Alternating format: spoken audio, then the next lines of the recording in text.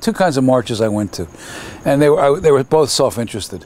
I marched against Vietnam, and I marched for Soviet Jewry, and in both cases, they were a wonderful way to meet girls.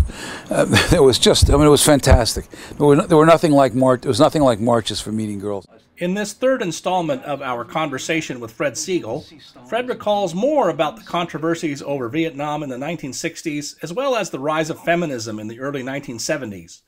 He also talks about some important personalities on the left, including Michael Walzer, the legendary editor of Dissent magazine. He also reflects on contemporary Israeli politics. This was taped before the recent election. And he concludes with some choice words about Howard Dean and John Kerry. Boy, I was repelled by the kind of Hayden-esque adoration of North Vietnam. I didn't get it.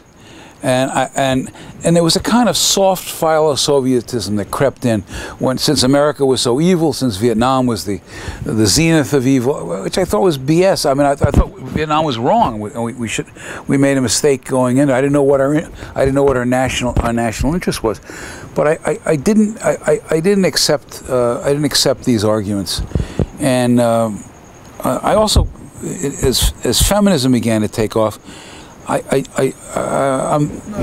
didn't like the attack on the family. I come from a very strong family. I'm staying here with my wife and her two sisters. I call them the Coven. That's a joke. Yeah, you have to have a strong family to do that. Oh, they're wonderful. They're utterly wonderful. But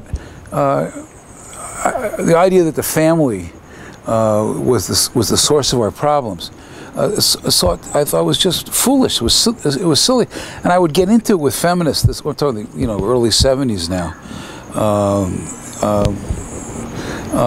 and then '73. I met my wife Jan Rosenberg, who's who's the middle sister in the Coven, and she was a deep-dyed feminist, but I discovered she was a feminist with a difference. She had a great sense of humor. She liked to have fun, and I love being around her. But talk a little bit about Michael Walzer, who I think was the big figure there for a long time, and I think is still. He's essentially retired. He's the gray eminence now.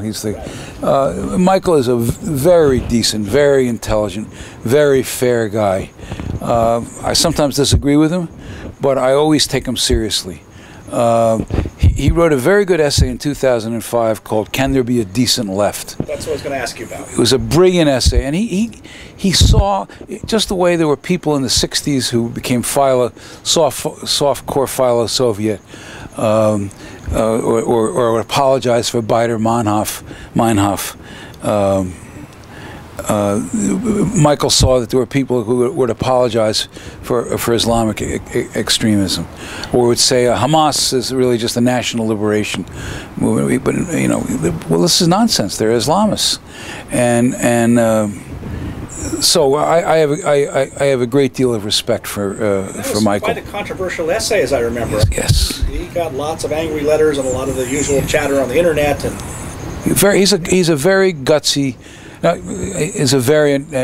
think he's too harsh on Bibi. I talk with friends in Israel at least a couple of times a week, and I read the Israeli papers every morning. But if I had my druthers, I would not vote for Bibi. Not because I thought his speech was wonderful. I got into an argument about it with my youngest son just this morning. I thought the speech was wonderful. I just think it would be very good for Israel and for American liberals to watch if Herzog and Livni, the Labor-Livni alliance, wasn't able to negotiate an agreement with Abbas, and they won't be, because what American liberals have never figured out, which Israeli liberals have, because there really aren't great disagreements in Israel over foreign policy at this point. The disagreements in this election have to do with housing. There's a terrible housing shortage in Israel.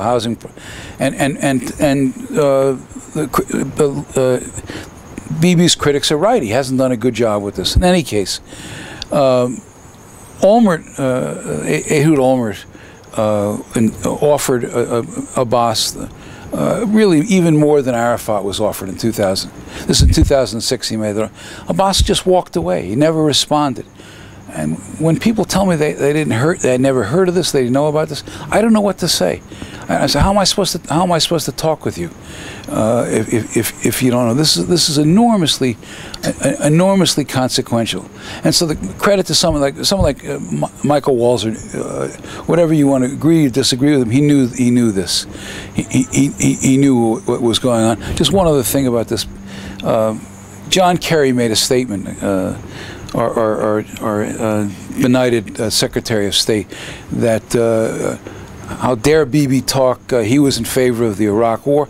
Well, in 2003, when he was referring to Bibi's positions, Bibi was out of government, and John Kerry was a senator supporting the Iraq War.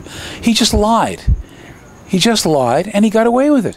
I kept on waiting for. My health isn't great, or I would have written something. I try to usually jump in when something is so egregiously stupid. And Kerry, I also I left out a phase of my. When I left dissent, I didn't move right away. I moved to the centrist Democrats. I worked for the Democratic Leadership Council, Progressive Policy Institute, and Will Marshall and Al Fromm, also very nice guys, decent guys, intelligent guys. But they got pushed out of the Democratic Party. It was really, I say practical. Howard Dean. So as I'm sliding, Howard Dean, I thought was just a fop. I couldn't take Howard Dean seriously. And when Kerry got the nomination, this was the same John Kerry I'd heard give a speech about Tora Bora. And I was there in the room when Kerry gave the speech, and he gives this speech, and he talks about Bush's failure to have captured bin Laden at Tora Bora. So, I'm scratching my head. Tora Bora is an impregnable fortress. To get land troops to Tora Bora, you have to march. You have to land in the ports of Pakistan and march across land for 3 weeks to get to Tora. I mean, you think bin Laden is just going to sit there and wait for these troops to arrive? It was anyway, a small world.